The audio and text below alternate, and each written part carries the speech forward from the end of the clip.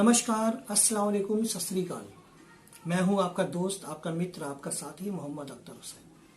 आज बड़ी तकलीफ है, बड़ी पीड़ा है, बहुत दर्द है, क्योंकि आज की जो खबर है वो आपको एकदम हिला देगी, अंदर से तोड़ देगी, कमजोर कर देगी। सबसे पहले मैं आपको कोरोना अपडेट बता दूं। पूरे भारत में जो है 4,90,400 मरीज इस वक्त पूरे भारत में कोरोना से संक्रमित है। मरने वालों की संख्या 15,301 लोग हैं जो पूरे भारत में जिनकी मौत हुई। एक दिन में जो मरीजों की संख्या मिली है वो 17,296 जो है मरीज पूरे भारत में पाए गए हैं। और आज मौजूदा डेट में जो पूरे भारत में मौतें हुई हैं कोरोना से, वो 407 मौतें हुई। मेरे दोस्तों, मेरे भारत के वासियों, मैं आप लोगों से एक गुजारिश कर रहा हूं, एक निवेदन कर रहा हूं, और आपको जो बताने जा रहा हूं वो एक ऐसी खबर है जिसे देख करके आपकी आंखें भर जाएंगी, क्योंकि मैं आपको बताना चाहता हूं कि ये कोरोना काल चल रहा है। इस कोरोना काल में जो लोग भी कोरोना की चपेट में आ जा रहे हैं उनका खुदा हाफिज होता है, उनका भगवान होता है, उसके अलावा और कोई नहीं होता। मैं जो बात आज आपसे शेयर करने जा रहा हूं, आपको बताने जा रहा हूं, मैं चाहता हूं कि आप एक बार उस वीडियो को देख लें। उस वीडियो में एक बेटा जो है वो अपनी माँ के शव को हाथ नहीं लगा सकता, अपनी माँ के शव का चेहरा नहीं देख सकता, उसका आखिरी दर्शन नहीं कर सकता। इतनी बुरी हालत है हमारे इस देश में कोरोना की वजह से। मैं बाकी बातें आपसे बाद में करता हूं, पहले आप उस वीडियो को देख लें।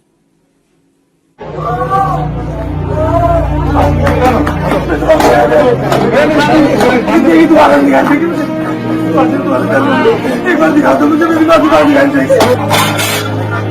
अरे जाएगा यार, चलो बात सुन ले यार।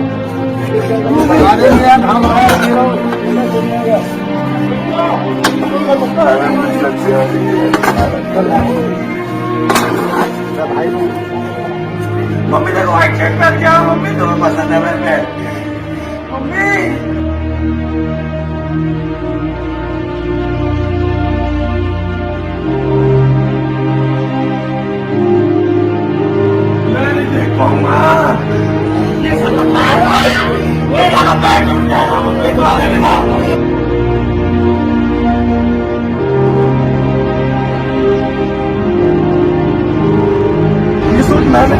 मैंने निकाल के दिया, मुझे अस्पताल जाना।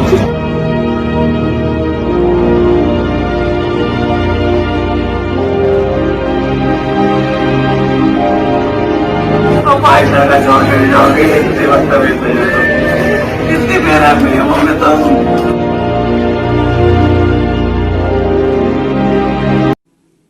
देखा आप लोगों ने, एक बेटा रो रहा है, चिल्ला रहा है, और वो कह रहा है कि माँ मैंने तुम्हारे पसंद के कपड़े पहने हैं, एक बार उठ जाओ और मुझे देख लो। वो गुजारिश कर रहा है वहां अस्पताल के स्टाफ से और लोगों से कि एक बार मुझे मेरी माँ का चेहरा दिखा दो, एक बार मैं अपनी माँ को देखना चाहता हूं। लेकिन वो लोग उस बच्चे को उस माँ का चेहरा नहीं दिखाते। आप सोचिए कि क्या बीत रही होगी उसके दिल पर कि उसकी मरी हुई माँ का चेहरा भी वो नहीं देख पा रहा है, जो आज उसे दुनिया से छोड़कर चली गई। कोरोना एक ऐसी बीमारी आ गई है जिसकी वजह से मरे हुए लोगों के शव को हाथ लगाने नहीं दिया जा रहा है, उनको टच करने नहीं दिया जा रहा है, आखिरी दर्शन करने नहीं दिया जा रहा है। यह बहुत तकलीफ भरी बात है मेरे दोस्त, और इतनी तकलीफ भरी है, इस वीडियो को देख करके मुझे लगता है कि बिना रोए आप लोग रह नहीं पाओगे। और एक बात और कहना चाहता हूं मैं आप लोगों से, अगर कोरोना महामारी इतनी तेजी से पूरे भारत में फैल रही है तो मैं आप लोगों से ये पूछना चाहता हूं कि हमारी सरकार क्या पूरी तरह से कोरोना पे काबू पाने के लिए कोई सुचारू रूप से कदम उठा रही है? क्या हर राज्य के लोगों को जो है बेहतर ट्रीटमेंट और बेहतर इलाज मिल पा रहा है? एक सवाल मेरे मन में है जो मैं आप लोगों से कहना चाहता हूं और भारत सरकार से भी कहना चाहता हूं। वो सवाल ये है कि बहुत सारे डॉक्टर्स, चाहे वो गोरखपुर बीआरडी मेडिकल कॉलेज के हो, चाहे दिल्ली एम्स के हो, चाहे मुंबई नानावती के हो, कहीं के भी डॉक्टर हैं, वो सारे डॉक्टर बड़े पैमाने पर संक्रमित हो रहे हैं, बड़े पैमाने पर कोरोना पॉजिटिव हो रहे हैं। मैं ये पूछना चाहता हूं कि जो हमारे वहां पीपी किट आ रही है, क्या उस पीपी किट की क्वालिटी अच्छी नहीं है जो हमारे डॉक्टर्स को, हमारे सुरक्षा कर्मियों को, हॉस्पिटल स्टाफ को सुरक्षा प्रदान कर सके? आखिर वो पॉजिटिव क्यों हो रहे हैं? अगर वो पॉजिटिव हो रहे हैं तो मन में एक सवाल उठता है कि वो कोरोना किट बिल्कुल बेअसर है, उसका कोई मतलब नहीं। मैं सरकार से, केंद्र सरकार से ये गुजारिश करना चाहता हूं, भारतीय जनता पार्टी और नरेंद्र मोदी सरकार से, कि अब अपने डॉक्टरों के लिए बेहतर पीपीई किट की व्यवस्था कराएं। नहीं तो वो दिन दूर नहीं है जब कोई भी डॉक्टर जो है वो किसी भी कोरोना पेशेंट को हाथ लगाने के लिए तैयार नहीं होगा, उसका इलाज करने के लिए तैयार नहीं होगा। क्योंकि जब बड़े मात्रा में हमारे पुलिसकर्मी, हमारे सफाई कर्मी, हमारे नर्सें, हमारे डॉक्टर्स अगर कोरोना पॉजिटिव हो जाएंगे तो हमारा इलाज करेगा कौन?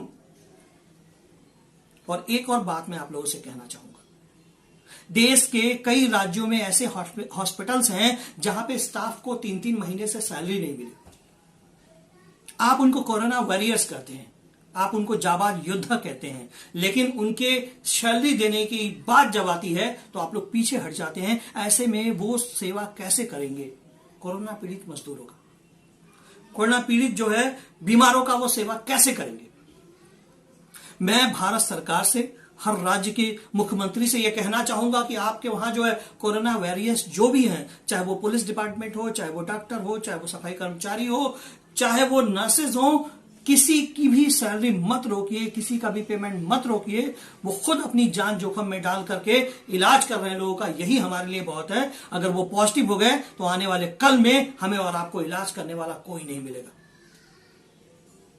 और जब हमारे देश को जो है लॉकडाउन की जरूरत नहीं थी, जब हमारे देश में बंदी की आवश्यकता नहीं थी, उस दौरान जो है बड़े पैमाने पर बंदी करके 2 से 2.5 महीना लोगों को घरों में लॉक कर दिया गया, जिसकी वजह से जो है हजारों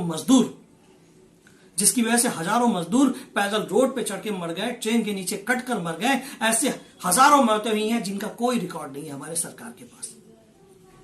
तब उस दौरान जो है लॉकडाउन कर दिया गया। अब पुलिस बेरहमी से लाठियां बरसा रही थी लोगों पे, बेरहमी से मार रही थी। लेकिन जब आज कोरोना बहुत तेजी से बढ़ रहा है तो सरकार को दिखाई नहीं देता, वो अंधी हो गई है। जो लॉकडाउन आज होना चाहिए था वो बहुत पहले हो गया, और आज जब लॉकडाउन होना चाहिए तो पूरे भारत में जो है पूरी तरीके से सब कुछ खोल दिया गया ताकि बीमारी बढ़े और बड़े पैमाने पे भारत की आबादी कम हो। क्या ऐसी मंशा है क्या सरकार की? मुझे लगता है कि सरकार को अपनी जिम्मेदारियां निभानी चाहिए। और आम जनता से मेरी गुजारिश है, अगर सरकार या जिस भी राज्य में है आप, अगर आपके मुताबिक वो काम ना करे तो खामोश बैठने से बेहतर है कि आप उसका विरोध करें, उसके खिलाफ संघर्ष छेड़ें और भारत को एक नया आयाम दें। क्योंकि ये नेता इस मुल्क को अपने बाप की जागीर समझते हैं और जैसा चाहे वैसा फैसला लेते हैं, और उनके फैसले की वजह से हजारों मौतें होती हैं।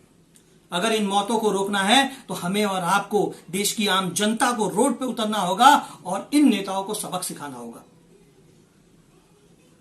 हम इन्हें वोट देकर अगर प्रधानमंत्री, मुख्यमंत्री बना सकते हैं तो हम इन्हें रोड पर लाकर इन्हें भीख मांगने के लिए मजबूर कर सकते हैं, क्योंकि हमारे एक वोट की कीमत बहुत ज्यादा है। और एक गुजारिश है आप लोगों से, जो कोरोना मरीज का मैंने वीडियो आपको दिखाया है, जो मरीज मर गई, उसके बेटे को छूने नहीं दिया जा रहा है।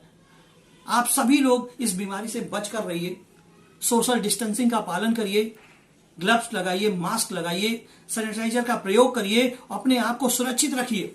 क्योंकि यह सरकार पूरी तरीके से जो है उसने हाथ खड़े कर लिए हैं और आपसे कहा है कि आप जो है आत्मनिर्भर हो जाइए। तो मेरे मित्रों, हाथ जोड़ के निवेदन है आप लोगों से कि आपको आत्मनिर्भर बनना पड़ेगा। अपने लोगों की, अपने देश की सुरक्षा आपको खुद करनी होगी। और एक गुजारिश है मेरी आप लोगों से, सच्ची पत्रकारिता करना इस दौर में बहुत ही मुश्किल काम है, पर मैं कोशिश करता हूं कि सच्ची बातें, अच्छी बातें आप तक पहुंचाऊं। सरकार को कड़वी लगती होंगी, लेकिन आप तक पहुंचाना मेरा फर्ज है। तो एक गुजारिश है कि नीचे हमने एक लिंक दिया है, उस लिंक पे जाइए और हमारे YouTube चैनल को सब्सक्राइब करिए। मैं हूं मोहम्मद अख्तर हुसैन, अखिल भारतीय NGO महामंच से। एक भारत नेक भारत, जय हिंद, जय भारत।